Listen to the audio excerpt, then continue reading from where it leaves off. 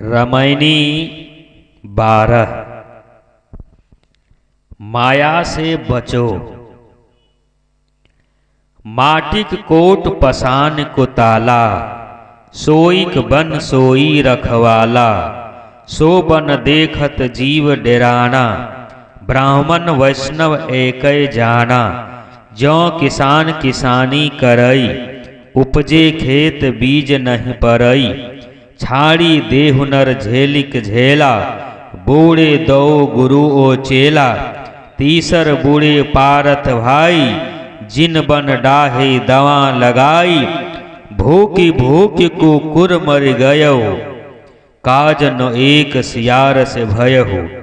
मूस बिलाई एक संग, कहूँ कैसे रही जाए। अचरज एक देखो हो संतो, हस्त सिहाई खाए। सदगुरु कबीर साहेब जी कहते हैं कि माटी कोट पसान को ताला, सोई बन सोई रखवाला। ये शरीर मिट्टी का कोट है और इसमें पत्थर का ताला लगा है। शरीर तो जड़ है ही, और जब इसमें बुद्धि भी जड़ रहती है तब कल्याण ही क्या उम्मीद की जा सकती है। आदमी ने अपने जड़ शरीर में जड़ बुद्धि का ताला लगा रखा है। जड़ बुद्धि का अर्थ है बिना विवेक किए कुछ भी मान लेना। अंत श्रद्धा। कितने लोग सोचना, विचारना, चिंतन करना पाप समझते हैं। तर्क करना, धर्म कर्म पूजा पाठ पर तर्क मत करो, पाप समझते हैं। भगवान के ऊपर तर्क मत करो, पाप समझते हैं। चोर सूरज से इसलिए नफरत करता है कि उसके उगने पर चोर का प्यारा अंधकार गायब हो जाएगा और उसे चौरत्व कर्म करने की गुंजाइश नहीं रह जाए। अंधेरा में ही चोर को मन लगता है, प्रकाश में नहीं। कितने लोग निर्णय वचन तथा तत्व विवेकपूर्ण सत्संग एवं सद्ग्रंथों से इसलिए दूर रहते हैं कि इनसे उनका कर्मकांड उड़ जाएगा। तर्क से, विवेक से, बुद्धि से आदमी इसलिए दूर रहता है ताकि जो उसका अंधविश्वास है, कर्मकांड है, उसमें पानी फिर जाएगा। जड़ता मृत्यु है एवं गतिशीलता जीवन। कम बुद्धि रहना, किसी कल्पना में उलझे रहना, अपना विवेक जागृति नहीं करना, आंख मूंद कर विश्वास करना, ये क्या है? जड़ता है। एवं गतिशील जो है विवेक संपन्न, तर्क संपन्न, विचार संपन्न जीवन है। अंधविश्वास जड़ता है, चिंतन गतिशीलता है। हमेशा चिंतन होते रहना चाहिए, सही का, गलत का, खाद्य का अखाद्य का, गलत का सही का, सच का झूठ का, बरकरार चिंतनशील रहना चाहिए। सदगुरु कबीर साहिब जी कहते हैं कि जड़ बुद्धि का ताला मत लगाओ, सदैव विवेक एवं परख को श्रेय दो। विवेक को ज्यादा वैल्यू दो, तर्क को, परख को। ऐसा नहीं कि गोबर को भी आंख मूंद कर गुड़ मान लिया जाए, शक्कर मान लिया जाए, वो ठीक नहीं। हर जगह असत्य का त्याग तथा सत्य का ग्रहण करो। आंख मूंद कर असत्य को ग्रहण मत करो। अपना विवेक जगाओ, अपना बुद्धि जगाओ, उसको परखो, उसको जानो, तब सत्य को ग्रहण करो। सोईक बन सोई रखवाला। ये शरीर तथा शरीर से संबंधित घर, धन, परिवार तथा मन के मान्यताएं एक महान वन है जो जीव का सृजा हुआ है। जीव ही इस वन का पोषक, इसको पोसने वाला, पालने वाला और रक्षक है। परंतु अपने ही बनाए इस वन को देखकर, महारण्य को देखकर जीव भयभीत होता है। भय के दो कारण है, नाश होने की संभावना और बंधन। शरीर नाशवान है, धन नाशवान है, परिवार नाशवान है। जितनी भौतिक चीजें हैं, संसार के प्राणी पदार्थ, वो सब नाशवान है, सब क्षणभंगुर है, सब परिवर्तनशील है, सब अनित्य है। जो कुछ जीव का बनाया जाल है, वन है, सब तो नाशवान है। इनके नाश की संभावनाओं को लेकर जीव भयभीत हो जाता है। जिनकी थोड़ी शुद्धि बुद्धि होती है, वो उन्हें बंधनों के रूप में देखता है, अब वो उनमें बंध जाने के भय से भीत होता है। उससे छूटने का उपाय करता है, उसको छोड़ता है। भयभीत जीव ब्राह्मणों के पास जाते हैं, वैष्णवों के पास जाते हैं कि वे कुछ कृपा कर देंगे और हमारे प्राणी पदार्थ सुरक्षित रहेंगे, या हमारे भवबंधन कट जाएंगे, मुक्ति मिल जाएंगे, सुख शांति मिल जाएंगे। इसलिए ब्राह्मणों और वैष्णवों गुरुओं के पास जाते हैं। परंतु ब्राह्मण और वैष्णव एक ही इल्लत में गिरफ्त है। दोनों ही थोड़ा भेद रखते हुए वही कर्मकांड, वही देववाद, वही चमत्कार और वही महिमा में भूलने और भुलाने वाले हैं। अपने खुद भूले हैं और संसार को भी भटकाने का, भुलाने का काम करते हैं। सारा सर की सर्वथा परख, सारे अवलंबों को तोड़कर स्वरूप ज्ञान और स्वरूप स्थिति की समझ वहां कहां है? जहां बुद्धि नहीं, विवेक नहीं, तर्क नहीं, विचार नहीं, वहां जड़ चेतन का परख कैसे होगा? वहां सार और असार का समझ कैसे होगा? कहां होगा? जहां अंधकार ही अंधकार है तो प्रकाश का गुंजाइश कहां होगा? किसान के खेत में पौधे तो खूब उगे, डंठल बहुत हो जाएं और उनमें दाने न पड़े तो खेत में डंठलों का बोझ होने से क्या लाभ? इसी प्रकार शास्त्र बहुत पढ़ा जाए, बड़े बड़े महाकाव्य और पुराण बन जाए, वचनों की सर्वत्र झड़ी लग जाए, परंतु उनमें सच्चा स्वरूप बोध न हो, कल्याण का, शांति का, महा आनंद का कोई सूत्र ना हो, कोई फॉर्मूला ना हो, तो वाक्य जाल से क्या हुआ? इतना बड़ा वाणी से क्या हुआ जब किसी का कल्याण नहीं कर सका? सदगुरु कबीर साहिब जी कहते हैं कि सर्वत्र वाक्य जाल का विस्तार है, सब जगह वाणी जाल फैला हुआ है, किंतु कारण कार्य व्यवस्था एवं विश्व के शाश्वत नियमों की परख नहीं है। वो सब उतना बड़ा बड़ा वाणी जाल, लेकिन उसमें कारण कार्य जो है जिससे दुनिया चलती है एवं विश्व के जो शाश्वत नियम है, यूनिवर्सल ट्रूथ है, विश्वव्यापी नियम, उसमें कोई परख नहीं है। धर्म के नाम पर साधक को प्रमुखोपेक्षी ही बनाया जा रहा है। जीव को देव गोसैया का मोहताज बनाकर अपने स्वरूप से वांछित रखा गया है।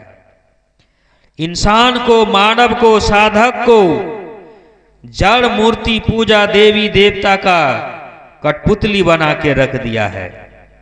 उसमें विवेक का कोई गुंजाइश नहीं, स्वरूप का कोई गुंजाइश नहीं, आत्मचिंतन का कोई जगह नहीं। इसलिए सदगुरु कबीर साहिब जी कहते हैं कि ए साधक, ए नर, तो इस वाणी जाल के झेली के झेला को, धक्का पील को छोड़ दे। तो वाणी जाल के धक्का धुक्की में क्यों पड़ता है? मिथ्या महिमा की सारी वाणियां तुम्हें फंसाने के जाल है। ऐसे वाणी जाल में फंसकर गुरु और चेले दोनों अज्ञान सागर में डूबे हैं। तीसर बूढ़े पारथ भाई, यहां पारथ का अर्थ है पारधी। अब पारधी का अभ्रंश पारथ है। पारधी का अर्थ है शिकार करने वाला बधिक,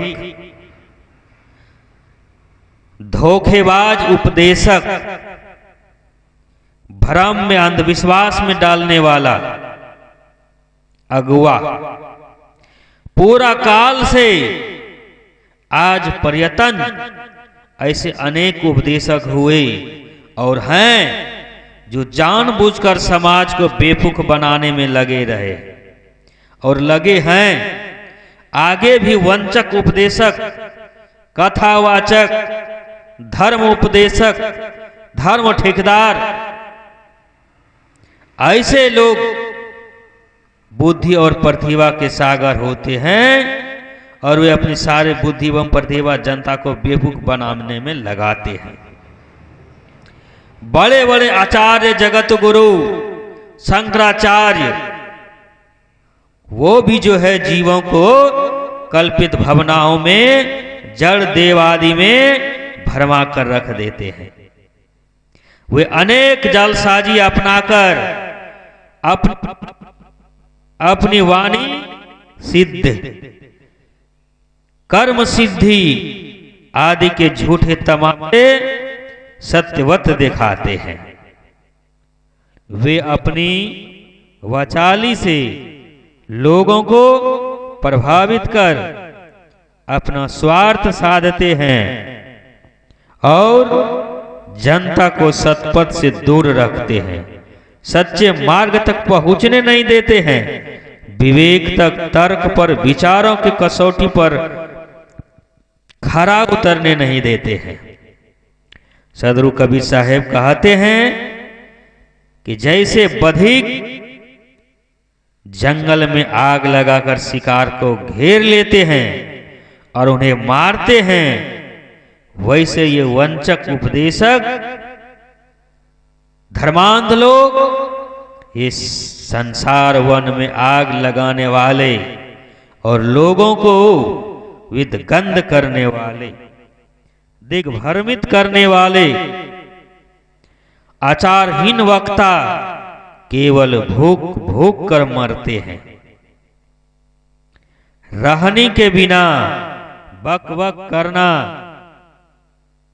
ये श्वान का भूखना ही है।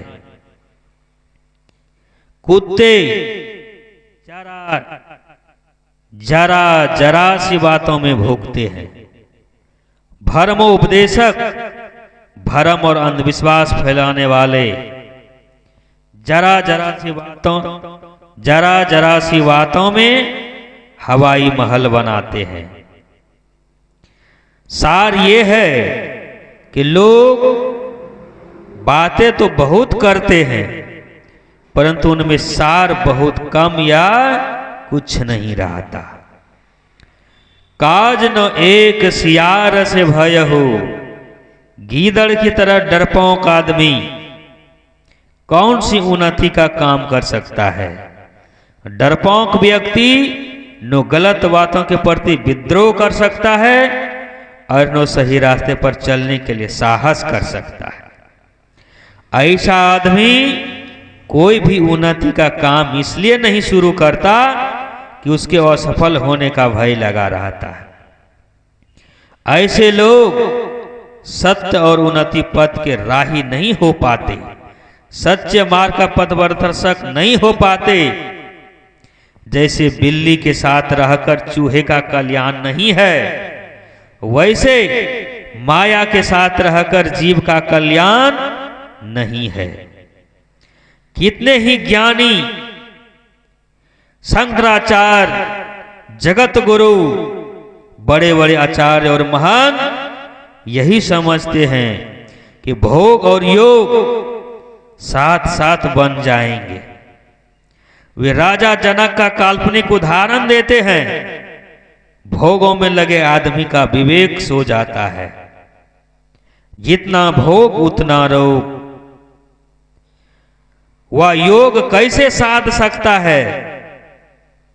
पूर्ण योग के लिए भोगों का सर्वथा त्याग करना ही पड़ेगा।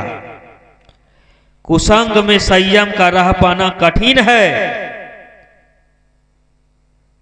बिल्ली के आगे मछली सूखने के लिए देना ये भरम भूत है, अपना ही हानि है। जिन प्राणी पदार्थ, स्थान, देश, समाज आदि के संकल्प में रहने से मन में विकार आने की संभावना हो, मन में अज्ञानता बढ़ने की संभावना हो, मन में भोग विलास बढ़ने की संभावना हो, मन जो है दुख रूपी खाई में गिरने की संभावना हो, उनसे दूर रहकर ही अपनी आत्म कल्याण, अमृत स्थिति, स्वरूप स्थिति, मोक्ष, केवल मुक्ति बन सकती है। सदगुरु कबीर साहेब जी कहते हैं कि मैं एक आश्चर्य देखता हूं कि हाथी सिंह को खा रहा है। संसार में ये देखा जाता है कि सिंह हाथी को मार खाता है, परंतु यहां तो हाथी ही सिंह को मारकर खा रहा है। मन हाथी है, सिंह जीव है। जीव मन को अपने अधीन रख सकता है, परंतु उल्टा हो रहा है। मन ही जीव को पतित कर रहा है, मन ही जीव को आवागमन के चक्रों में डाल रहा है, मन ही जो है नरकों में ले जा रहा है, मन ही जो है सारे दुखों की जड़ है, अब मन ही सारे कलेशों की जड़ है। मन ही जीव को पतित कर रहा है। हे समर्थ जीव, तू अपनी शक्ति को पहचान, अपने पावर को जान। तेरे तेज प्रकाश के सामने मन माया रूपी अंधकार कहां टिक सकता? ये मन रूपी जो अज्ञान है, आप ज्ञान स्वरूप हो, वो कैसे टिक सकता है? तो अपने महत्व को नहीं समझता, इसलिए माया मन बलवान लगते हैं। जब तू अपने महान बल को समझकर सावधान हो जाएगा, तब माया मर जाएगी और मन तुम्हारे अधीन हो जाएगा, कैप्चर हो जाएगा।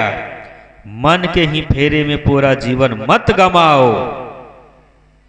मन से बड़ा बुद्धि है, उससे काम लो। बुद्धि से, ज्ञान से, विवेक से मन को कंट्रोल करो और उससे ऊपर आगे बढ़कर आत्मा में, आत्म स्वरूप में स्थित हो जाओ। यही आपका परम चरम लक्ष्य है। बोलिए सद्गुरुदेव की जय।